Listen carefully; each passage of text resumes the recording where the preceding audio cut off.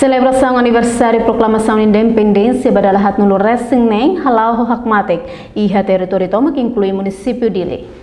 Celebração aniversário proclamação independência badalahat nulo resing neng capital República Democrática Timor-Leste concerta e recinto edifício administração município Matadouro Dili. Celebração ne halau lihusi cerimônia isar bandeira onde inspetora max secretária Estado da Igualdade no Inclusão Maria José da Fonseca Monteiro de Jesus. E a cerimônia ne inspectora cerimônia e discurso escrita o Presidente República Francisco Guterres Luolo. Presidente República Francisco Guterres Luolo e no discurso escrita hateten.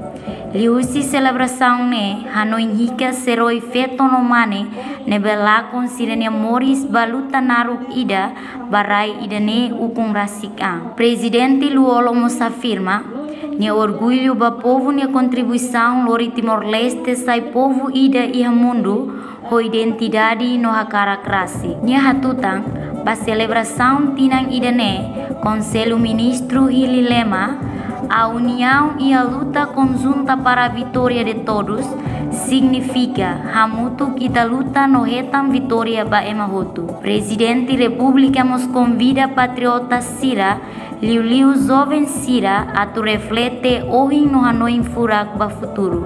Eu convido compatriota Sira Hoto, liu jovem Sira a tu reflete hoje ba Hanoi furak ida. Se grupo jovem que ida na década 70.